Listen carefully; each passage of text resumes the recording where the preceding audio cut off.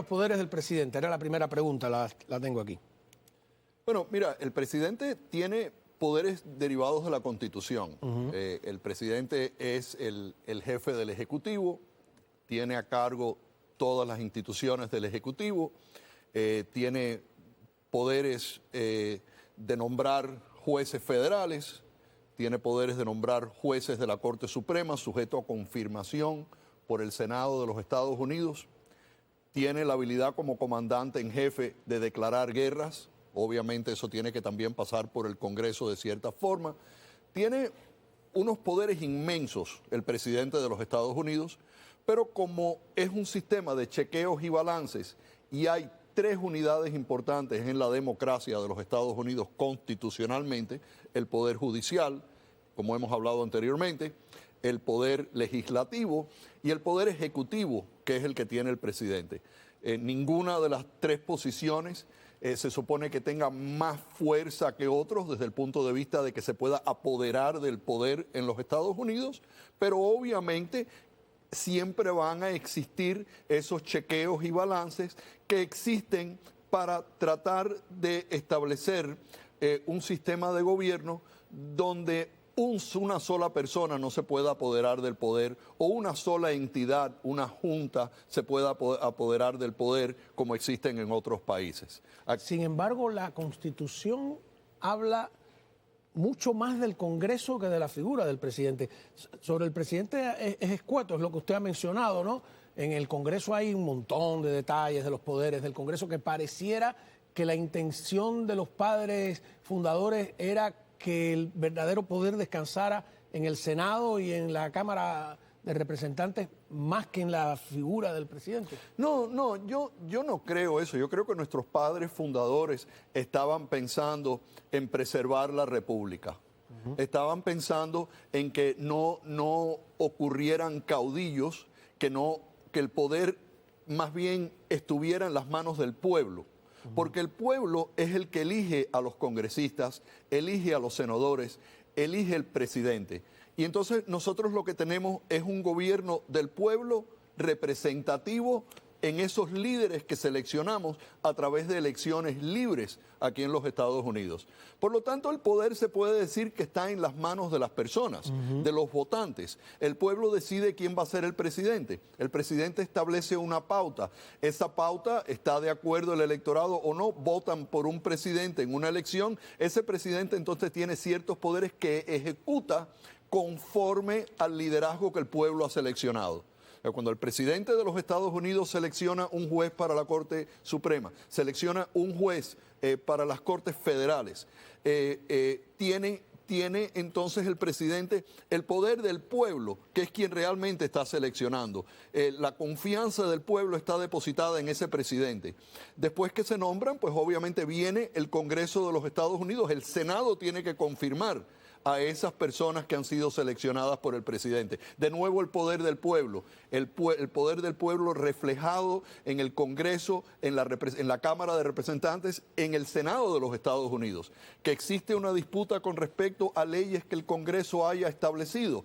Entonces esas leyes se retan en la Corte. La Corte decide si se ha excedido en su poder la legislatura en crear ciertas leyes que pueden ser inconstitucionales. Si el presidente de los Estados Unidos o alguna entidad del gobierno de los Estados Unidos, como puede ser el Servicio de Inmigración, ICE, el Securities and Exchange Commission, el FBI, llevan a cabo una aplicación de una ley que, aunque la ley es constitucional, pero en su aplicación no lo es porque viola otros cánones, la Corte entonces entra. Y ahora estamos viendo, y yo creo que es muy fácil verlo, que existen ahora ciertas disputas en lo que es el poder presidencial y las cortes entonces están estableciéndose como los árbitros de cuál es ese poder constitucional, cuáles son los poderes presidenciales. Sobre ese mismo tema habla la vocera de la Casa Blanca, vamos a escucharla. A ver.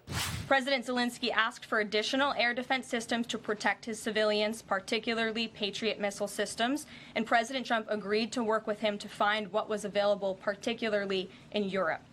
The two leaders also agreed on a partial ceasefire against...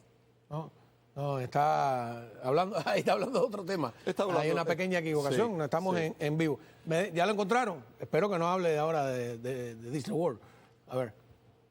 We have judges who are acting as partisan activists from the bench. They are trying to dictate policy from the President of the United States. They are trying to clearly slow walk this administration's agenda, and it's unacceptable. As the President said last night, we will continue to comply with these court orders. We will continue to fight these battles in courts, but it's incredibly apparent that there is a concerted effort by the far left to judge shop, to pick judges who are clearly acting as partisan activists from the bench in an attempt to derail this president's agenda. We will not allow that to happen. And not only are they usurping the will of the president and the chief executive of our country, but they are undermining the will of the American public, tens of millions of Americans who duly elected this president to implement the policies that are coming out of this White House. ¿Está de acuerdo con lo que ella dice? Bueno, yo estoy de acuerdo en parte con lo que ella dice. Yo creo que en principio tiene razón. El pueblo seleccionó a este presidente para que este presidente tomara ciertas medidas. Las está tomando, está haciendo lo que le prometió al pueblo. Lo que pasa es que los Estados Unidos sobrevive en un esquema de leyes. Esto siempre se ha dicho, esto es un país de leyes. Las leyes se establecen, las pautas políticas se establecen por parte del Ejecutivo. El presidente maneja quiénes son los miembros del Ejecutivo, pero cuando el presidente firma una orden, o igual que si el Congreso emite una ley, cuando hay una querella justiciable, un pleito justiciable, pues entonces son los jueces los que deciden. Pero lo que sucede, y en parte tiene razón, porque estos casos se están presentando en el distrito del District of Columbia, que se sabe que es un distrito bastante liberal. Las órdenes que se están llevando a cabo, que son las órdenes cautelares, algunas tienden a coartar o de alguna forma limitar el poder ejecutivo que tiene el presidente con respecto a mandar a sus agencias a que ejecuten esa pauta que él ha determinado que es importante, como por ejemplo el haber deportado a los miembros del Tren de Aragua, como los deportaron de la forma sumaria que lo hicieron.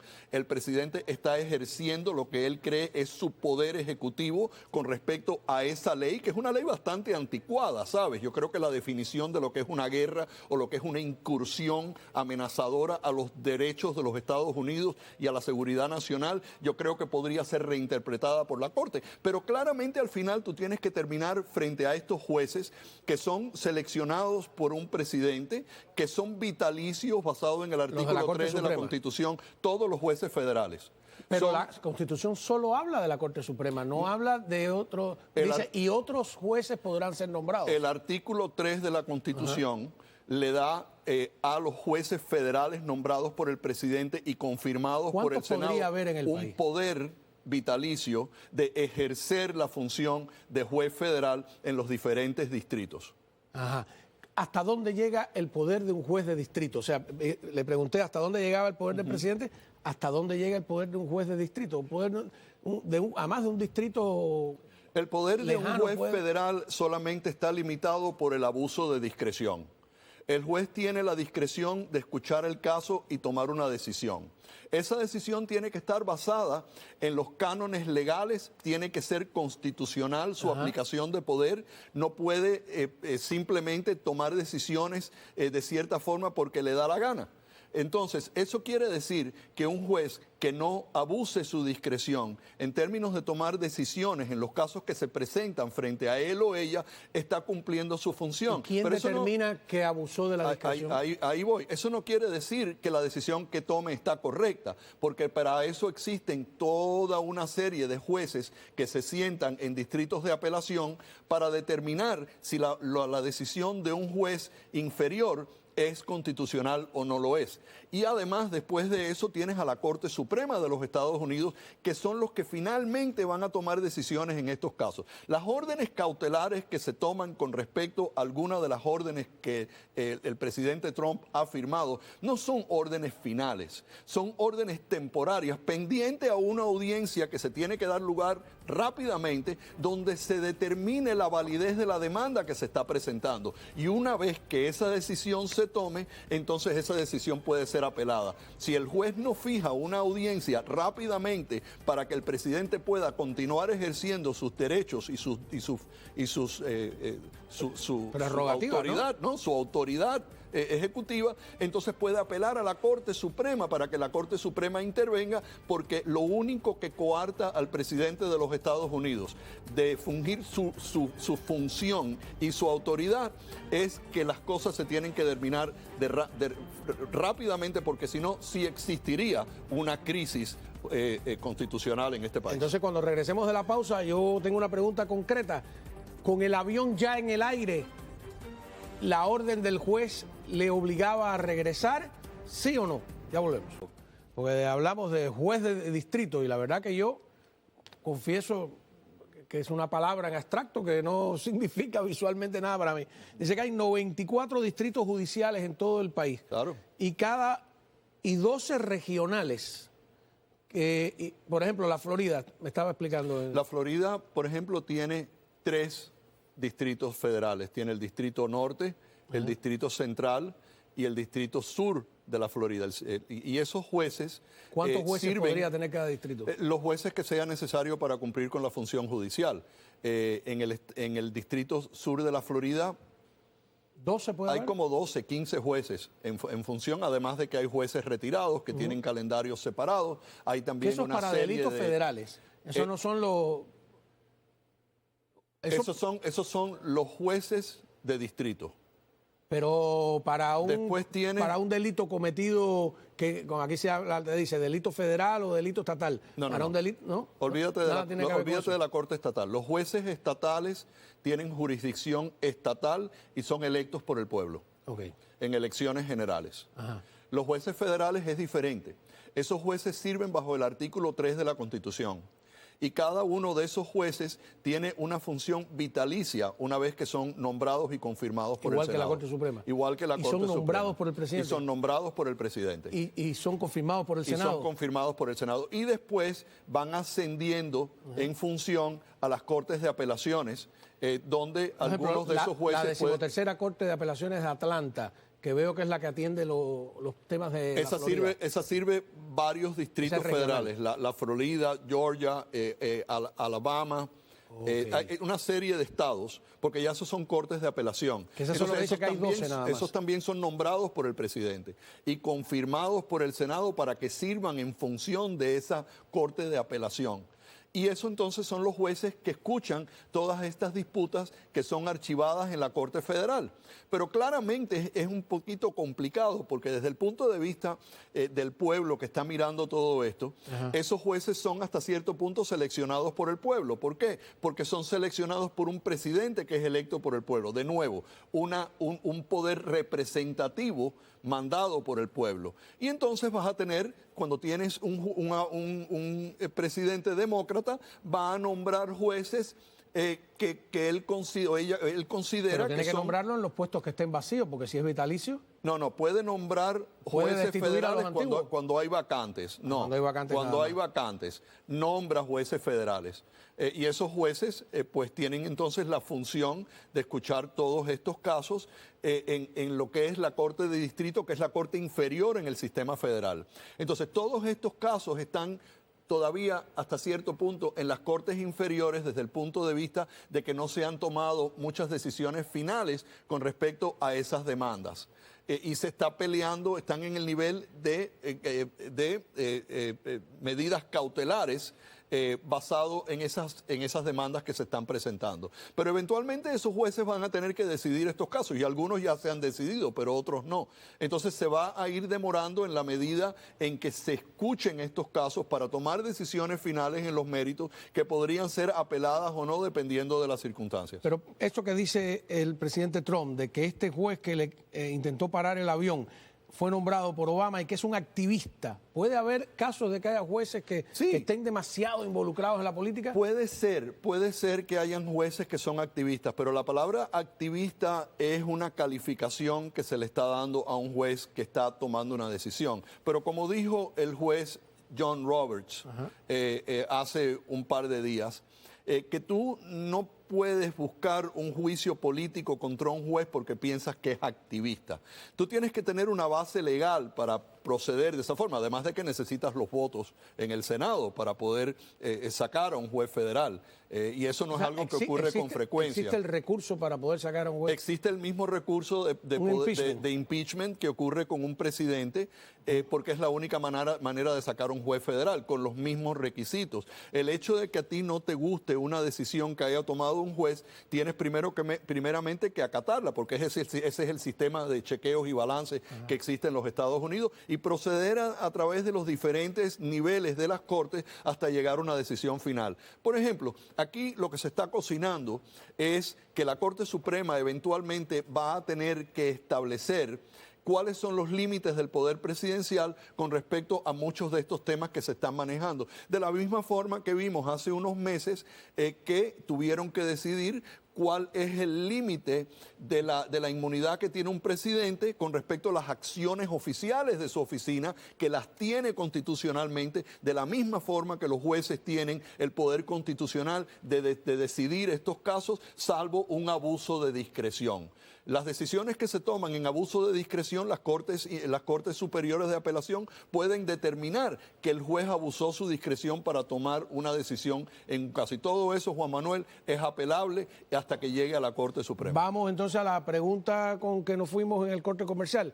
¿Tenía este juez autoridad para un avión que ya estaba en el aire hacerlo virar?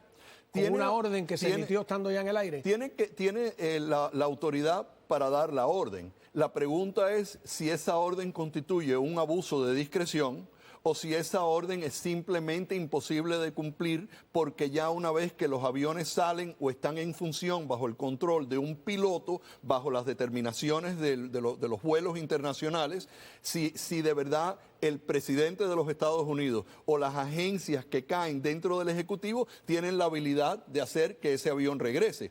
Hasta el momento no se ha probado que haya habido una violación de esa ley, porque todavía no se ha demostrado si realmente esos aviones despegaron una vez que ya el juez dio la decisión. La misma discreción que tiene el juez. El piloto puede decir, no sé si me alcanza la gasolina, no confío en el personal que tengo, puede llegar a... hasta donde yo tengo entendido, los pilotos tienen autonomía bastante. Tienen una autonomía total sobre el avión. Y a dónde va el avión y cuáles son las circunstancias del avión con la cantidad de pasajeros que puede tener. O sea, no es simplemente que un juez puede decir, si un avión está en camino, tiene que dar la vuelta. Depende de dónde esté ese avión, depende de la función del piloto, depende de la habilidad que tengan de contactar a ese piloto para dar esa orden, para acatar esa orden del juez federal. O sea, puede que haya sido una orden imposible de cumplir, como vimos, por ejemplo, con el caso del USAID, cuando el juez le dio al Departamento Ejecutivo 2 días para soltar los fondos y pagarle a los contratistas. Y eso es algo que no se pudo hacer. Era una imposibilidad debido a la forma en la cual se llevan a cabo esos pagos. Eso fue a la Corte Superior. La Corte Superior indicó que eso no se podía hacer y entonces empezaron a trabajar en una alternativa. Pero si puede parar, ha parado los próximos vuelos.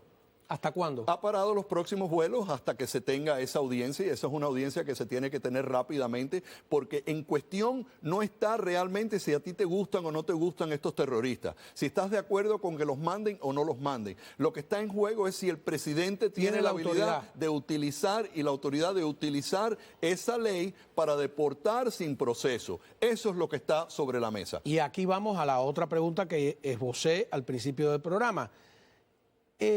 Porque de alguna manera había usted ya respondido de cómo garantizar la separación de poderes sin llegar al extremo de obstruir el mandato presidencial. Yo creo que está implícito en la respuesta. Pero en el próximo segmento, ¿qué es estar en guerra?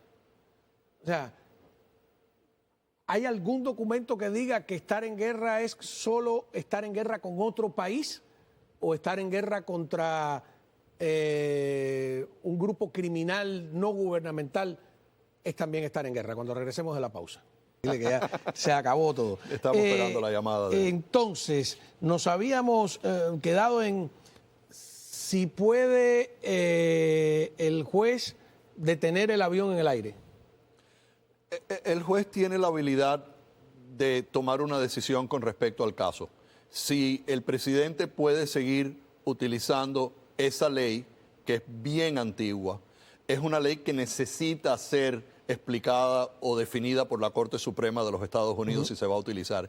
Y eventualmente ese caso llegará allá, si el presidente tiene la habilidad de utilizar esa ley para deportar sin proceso. Pero mientras tanto, hay una medida cautelar, que es la medida cautelar a la que te refieres. Si el presidente ahora le dan esa decisión, y es realmente no tanto el presidente, sino HSI. Pero para poder usar eso, que es la pregunta realmente en la que nos habíamos quedado, estar en guerra, yo revisé documentos, no hay ningún documento ni de Naciones Unidas que diga, primero ya casi nadie declara la guerra, oficialmente declara la guerra. Creo que eso era lo que nos habíamos quedado. Empieza la guerra, ¿no? Sí. ¿Tiene que ser a otro país, a una nación reconocida por Naciones Unidas, o tú puedes declararle, como le ha declarado la guerra el presidente, a los cárteles de la droga, a las pandillas, a los grupos terroristas? ¿Está el país en guerra? ¿Si está en guerra contra un grupo de esos? Mira, la base de la decisión del juez está basado en el uso de esa ley por el presidente de los Estados Unidos.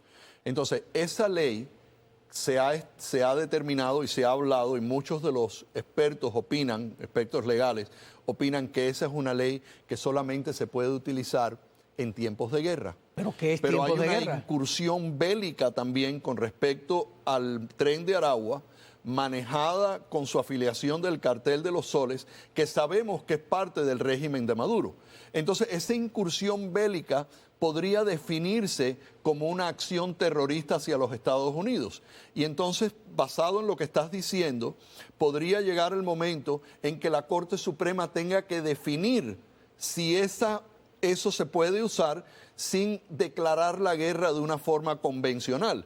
Porque si hay algo que es verdad, es que la forma en la que esa ley se está aplicando nunca se había visto. Nunca se había interpretado esa ley para permitir una deportación masiva basado en la determinación de las personas que están deportando son terroristas y pertenecen a un régimen que está invadiendo a los Estados Unidos. Jugando yo a los abogados. Sí, no... Hay una declaración de guerra. Trump ha declarado la guerra a esos grupos. O sea, declaración de guerra hay. La pregunta es si uno puede declarar, que si solo se le puede declarar guerra a otro país. Eso es algo que está en nuestra cabeza. Porque siempre ha sido así. No hay ningún documento a nivel mundial que diga que las declaraciones de guerra son solo de país a país. Puede haber una declaración de guerra de un gobierno a una organización no gubernamental declarada, convertida en terrorista. Tienes la guerra contra el narcotráfico. No, la guerra de Israel contra Hamas. La guerra de Israel contra Hamas. No es contra el pueblo palestino, es contra la organización terrorista Hamas. Exacto. Y están en guerra. Entonces, eventualmente, eso es algo que las cortes van a tener que definir. Porque si la Corte Inferior determina que no hay una guerra declarada y por lo tanto el presidente no puede usar esta ley, o el presidente no puede utilizar esa ley porque no le está dando una garantía procesal a acusados de demostrar que ellos no pertenecen al Tren de Aragua, o si realmente no tienen absolutamente ningún estatus y por lo tanto legal en los Estados Unidos, por lo tanto pueden ser deportados sumariamente, todo eso está en manos del tribunal. Y entre todas esas cosas, si la Corte determina en la audiencia evidenciaria que tiene que dar lugar, que tiene que ser solamente la aplicación de esa ley si hay una guerra declarada, entonces esa pregunta que estás haciendo podría ser parte de los argumentos de la administración de Trump para poder establecer que sí hay una guerra, que una guerra no requiere que se disparen tiros una nación a otra, que no requiere que tú des una declaración formal de guerra, sino que puede haber una guerra basada en los nuevos métodos de invadir países. Porque si algo es claro, es que toda esta incursión de personas en una frontera totalmente descontrolada ha sido aprovechado por nuestros enemigos en el hemisferio. Claro. Y se ha utilizado como un arma que verdaderamente ha desestabilizado muchas de los sectores aquí en los Estados Unidos, en muchos de los estados. Y por lo tanto se puede implementar una guerra contra esos carteles, contra esas mafias que además están respondiendo a un poder que viene de nuestras naciones enemigas, de Cuba, de Venezuela, de Nicaragua, y que está facilitando el terrorismo en los Estados Unidos. Bueno, y si la Corte Suprema se lo pone difícil, Trump también podría entonces declarar la guerra a Venezuela, porque una declaración de guerra tampoco obliga a que bombardees, que invada, que nada. Tú declaras la guerra y tú desarrollas la guerra según te convenga estratégicamente. O la Corte eventualmente podría determinar que no puedes usar esa ley y que tienes que proceder a través de las leyes establecidas ya en las reglas de inmigración. Y entonces puedes detenerlo, tendrías que darle una audiencia. Parte del problema es la falta de recursos que hay para ocuparse de los problemas tan importantes que se van moviendo demasiado rápido. Porque tú no puedes ahora esperar que hayan audiencias 2 o 3 años para todas estas personas, porque inmigración está muy atrasado en términos de esas cosas. Va a estar interesante la discusión si llega a la Corte Suprema. Otra pregunta. ¿Es terrorismo doméstico los que están quemando los Tesla? Bueno, se estaba... Mira eso, esas imágenes son tremendas, ¿no? Sí. Bueno, a lo mejor no le gustan los Tesla porque no son carros de super dirección. Pero hay un ataque a los concesionarios de Tesla. Yo lo sé. Incluso en Canadá vi un grupo con declaraciones políticas. Definitivamente que eso es de todo tipo. Eso es violencia política y me sorprende que mucha de la prensa liberal en este país y muchos de los demócratas que criticaron esta violencia política cada vez que decía Trump cualquier cosa o alguien decía cualquier cosa, hablaban de violencia política, que no estén criticando esta violencia política que está obviamente llevándose a cabo contra Elon Musk y más que nada contra el presidente Trump, que tiene a Elon Musk haciendo esa función. Compró un Tesla hace poco. Bueno, Trump. Yo creo que es una manifestación de apoyo. De apoyo en contra. Pero a mí lo que me llama la atención es otra cosa. Los Tesla son los automóviles de una energía limpia. Entonces, sí. No entiendo por qué y de hecho, cuando Trump dice drill, baby, drill, y va a extraer más petróleo y va a bajar el precio del combustible, eso afecta a Elon Musk, porque la gente va a dejar de comprar más carros eléctricos que son más caros. O sea que él se está pisando de alguna manera el zapato. Pero a mí me parece una contradicción, ¿no? Que la izquierda ecologista esté ahora satanizando un automóvil que fue el símbolo de la energía limpia. Y no hay una contradicción. No solamente eso, sino Elon Musk tiene una contradicción, pero ellos también. Pero se fabrica en los Estados Unidos, le da trabajo a muchas personas aquí en los Estados Unidos de poder trabajar en la nueva era de esta energía renovable y todas estas cuestiones que son buenas para la ecología. Están quemando estos automóviles como protesta a lo que se está haciendo en Washington con respecto a revisar dónde está el despilfarro, dónde está el fraude. Y yo creo que eso es algo que deberían de apoyar al 100%, porque ese es el dinero del pueblo. Sí, porque Elon Musk debería estar apoyando las leyes de los demócratas que obligaban, ¿qué año era? En el 2030 o en el 25 ya, a que todos los carros fueran eléctricos. Sí, Trump está en contra de eso. Sí, pero no lo apoya. Pero mira, tú no tienes que decirle al pueblo qué carro tiene que comprar. El pueblo tiene derecho a comprar el carro que le dé la gana de comprar. Si tú como gobierno ahora lo fuerzas a que tiene que comprar carros eléctricos, tú sabes, yo no entiendo ese mandato. Pero digo, el carro eléctrico debería ser un arma contra Trump. Sí, debería de serlo. No tiene sentido que los estén quemando. Bueno, los están digo quemando. Yo, estoy un poco confundido, yo quiero ver. No, y ahora me estás confundiendo a mí también. Es que está eso tremendo. ¿Pero es terrorismo doméstico? Sí, claro. Es terrorismo político, además. Es lo mismo. ¿Terrorismo político es más grave que otros terrorismos? El terrorismo político es terrorismo. Y si tú no estás de acuerdo con lo que está haciendo esta administración, tú peleas esas cosas en la corte, lo peleas en la prensa, lo peleas en los medios sociales, avanzando tus puntos de por qué estás en contra, tratando de convencer en un diálogo civil con otras personas que tengan esas mismas ideas o otras ideas. Pero tú no resuelves absolutamente nada quemando un montón de carros. Pero eso es una expresión idiótica de personas que no piensan, que están tomando la ley en sus manos, porque además eso son acciones criminales, acciones delictivas que se están llevando a cabo realmente sin ningún objetivo de entrar en un diálogo acerca de lo que está ocurriendo en este país. No avanza un punto de vista, no avanza una plataforma que se puede utilizar para convencer a nadie y por lo tanto estás haciéndole daño a propiedad privada y es lo mismo que ocurre cuando todo este movimiento de Black Lives Matter que permitían que una turba entrara en un negocio y acabara con los esfuerzos de personas que han trabajado toda la vida por sus negocios. Esto estamos volviendo a lo mismo que estuvimos viendo con estas personas que acuden a la violencia y al crimen para lograr exponer un punto que es ilógico y no se logra de esa forma. Yo creo que la mayoría de la gente tiene que estar en contra de eso. Eso tiene que ser un grupo pequeño de idiotas que francamente no tienen ninguna habilidad de poder entrar en un diálogo constructivo y sí constituye terrorismo, constituye cargos criminales y esperaría que lo estén investigando para que arresten a esas personas porque francamente eso es lo que se merecen. Bueno, no, pero dentro tiene toda esa simbología. Fuera de los Estados Unidos, y ya vi que les decía que en Canadá, en la parte francófona, hubo protestas contra los Tesla. Fuera es un símbolo de antinorteamericanismo. Ahora de repente Tesla es, como lo fue McDonald's. En Francia les dio por quemar McDonald's, porque decían que era comida basura, que era un símbolo del pulpo norteamericano, etcétera, etcétera. Como si el paté de hígado de ganso fuera más dietético que un Big Mac. Se comen el paté de hígado de ganso gracias a que los Estados Unidos liberaron toda Europa después de la Segunda Guerra Mundial. Lo que deberían es estar felices con los Estados Unidos y no odiándonos tanto. Sí, sí. Eso es un problema muy serio. A lo mejor hay alguien que tiene un contraargumento con lo que yo digo, pero yo creo que quemar automóviles o quemar McDonald's o cometer actos delictivos en cualquier país en protesta a lo que pueda hacer los Estados Unidos, pues a mí me parece que es una idiotez. Y, claro. yo no creo que haya un lugar donde civilmente se pueda justificar lo que están haciendo. Tenemos Pero bueno, yo no sé absolutamente tenemos nada que venir y discutir, o sí. no sé con quién será. Bueno, alguien...